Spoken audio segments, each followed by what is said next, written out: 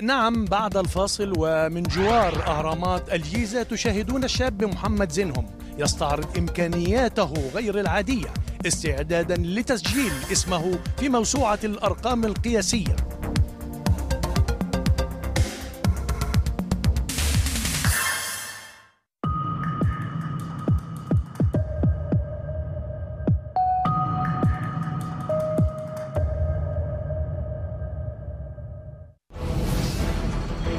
على أرض الأندلس، إشبيليا يسعى لمصالحة جماهيره من بوابة ديبورتيفو لا كورونيا العنيف.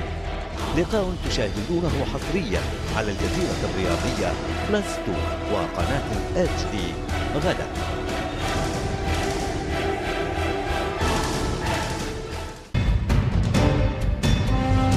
يوفنتوس الطامح لإنقاذ الموسم بضمان مقعد أوروبي أمام فرصة سانحة لتحقيق فوز جديد وتعميق جراح سيينا التائه بين كبار الكالتشيو. لقاء يأتيكم حصريا على الجزيرة الرياضية بلس 1 في الأوقات التالية.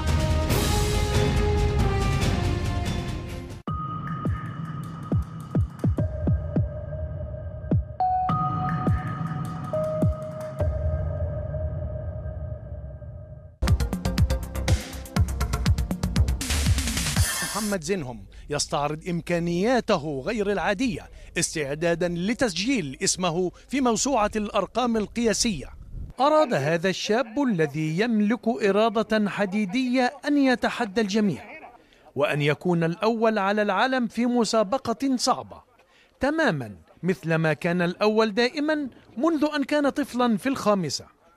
هو من زمان قوي، من سنه 5 سنين حبيت ان انا العب رياضه، فربنا سبحانه وتعالى يعني كان محببها اليه، فتقدم فيها بسرعه وتفوق قوي، وطلع بعد كده دخل كليه التربيه. لا، هو في الازهر قطاع المعهد الازهريه كان بيطلع الاول على الجمهوريه، قعد 6 سنين على التوالي يطلع الاول، وبعدين ربنا كرمه دخل كليه التربيه الرياضيه، كانت هوايته يعني، وفضل في لعب الرياضة حتى اليوم يعني، وربنا يوفقه بقى النهارده ان شاء الله. ظهرت عنده من الطفولة، بيمارسها في البيت، يعني ممكن تلاقيه جاي في أوضة عامل حديدة عشان يمسك فيها يلعب فيها تمرين البطن، عقلة عندي في أكتر من مكان، أكتر من عقلة، بيلعب كل حاجة في البيت.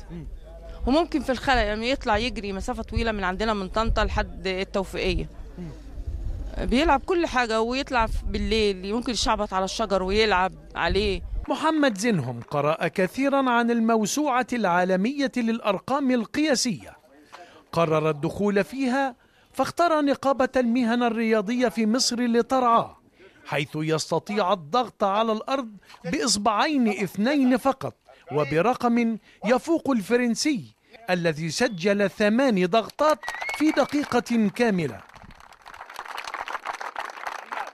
النقابة تبنت هذا الحدث، وبنتبناه في ظل أو في وقت الأعياد المصرية باحتفالات الرياضة، وبنتمنى أن دي تكون بداية لمزيد من الشباب المصري أن هو يتقدم لكسر أرقام جينيس. وعندنا شباب كتير جدا بس محتاج أن حد يقدمهم يرعاهم. محمد زينهم الذي درس الدين وهو طفل ثم التربية الرياضية فيما بعد يستعد لجولة جديدة بعد أن سجل رقما عالميا ودخل الموسوعة بالضغط على الأرض بإصبعين فقط وبعدد 46 مرة في 49 ثانية. إن شاء الله الضغط على صباع واحد، ويمكن هو أنا كمان هوريه لكم بعد فترة صغيرة، يعني هاخد راحة ريست شوية وهوري لحضرتك ضغط على صباع واحد بإيد واحدة، بس اخد ريست شويه لان انا برضو الكاميرات والعامل دوت انا ما كنتش متعود عليه بالكم ده، بالجمهره دي ما كنتش متعود عليه، فيمكن النهارده ادائي ما كانش بالصوره اللي انا كنت عايزها، يعني ادائي النهارده ما كانش بالصوره اللي انا كنت عايزها، بس هحاول اجمع نفسي كده شويه وارجع تاني ان شاء الله اعمل ضغط على صباع واحد بايد واحده باذن الله. وبرضو في اللي هو ان شاء الله بقى الضغط في ساعه والبطن في ساعه، وفي برضو الجري على جهاز التريد ميل لمده لاطول وقت ممكن بسرعه 6 كيلو ونص. الرقم المسجل في جينيس 2 و17 ثانية. أنا الحمد لله بعمل 3 دقايق. هذا الشاب نموذج يحتذى للشباب الذي يملك إمكانات محلية محدودة لكنه يحقق الأرقام القياسية العالمية. هذا هو الفلاح الفصيح، جاء من محافظة الغربية ليصيح بأعلى صوته أمام العالم كله، ويؤكد أنه يستحق الدخول في موسوعة الأرقام القياسية العالمية. هذا الشاب نموذج يحتذى للإرادة والتحدي. والآن أنتقل إلى حسن مرتضى في لبنان والرياضة العسكرية.